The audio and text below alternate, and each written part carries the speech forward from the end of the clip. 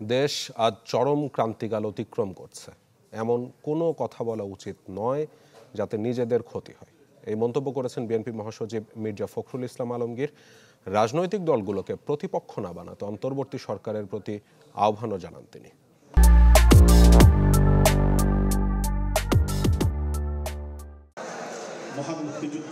শহীদ বুদ্ধিজীবী দিবস উপলক্ষে রাজধানীর রমনা ইঞ্জিনিয়ারিং ইনস্টিটিউটে বিএনপির আলোচনা সভা, যেখানে রাজনৈতিক দল ছাড়াও অংশ নেন বিভিন্ন শ্রেণী পেশার মানুষ। তাদের প্রধান টার্গেট ছিল ঢাকা বিশ্ববিদ্যালয়। আলোচনায় মুক্তিযুদ্ধের ইতিহাস বিকৃতির জন্য আওয়ামী লীগকে দায়ী করেন বক্তারা। বলেন, স্বাধীনতার সুফল তখনই পাওয়া যাবে যখন দেশে পরিপূর্ণ গণতান্ত্রিক ব্যবস্থা ফিরে আসবে। বিএনপি বর্তমানে দেশের সবচেয়ে জনপ্রিয় এবং বৃহত্তম রাজনৈতিক দল। আমাদেরকে নিয়ে অনেকে অনেক ধরনের কুৎসা রটনা করবে, আমরা যেন এইসব কুৎসাকে মিথ্যা প্রতিপন্ন করতে পারি। সুশিক্ষিত, সমৃদ্ধ, বুদ্ধিভিত্তিক, জ্ঞানভিত্তিক জাতি হিসেবে গঠন করতে পারি। সেই জন্য আমাদের যথেষ্ট প্রকল্প হাতে নিতে হবে।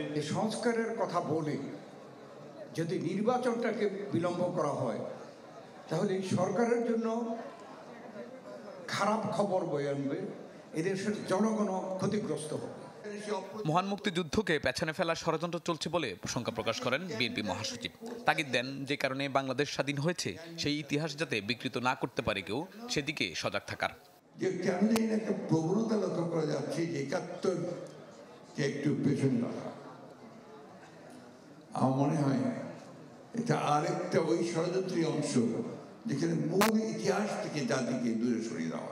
আমাদের যে ইতিহাস দিয়ে আমরা আজকে এই স্বাধীন বাংলাদেশ, আজকে যে ইতিহাস দিয়ে আছে আমরা এই ২৪-এর ছাত্র গণ অভ্যুত্থানের মধ্য দিয়ে আবার নতুন একটা বাংলাদেশের স্বপ্ন দেখছি, সেই ইতিহাস যেন কেউ বিকৃত না করে।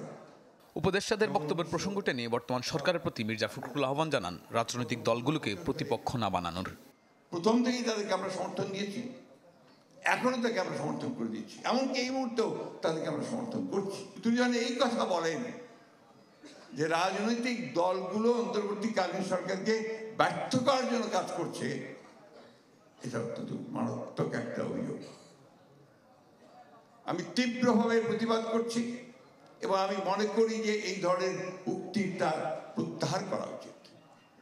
এবং আমি এটা মনে করে দিতে চাই যে দয়া করে রাজনৈতিক দলগুলোকে বা রাজনীতিকে আপনাদের প্রতিপক্ষ বানাবেন না।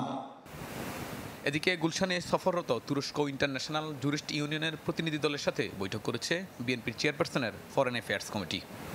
বাংলাদেশের বিচার ব্যবস্থা নিয়ে তাদের আলোচনাটা করেছে মূলত, এবং যারা যারা পালিয়ে গেছে দেশ থেকে তাদের ব্যাপারে আলাপ হয়েছে।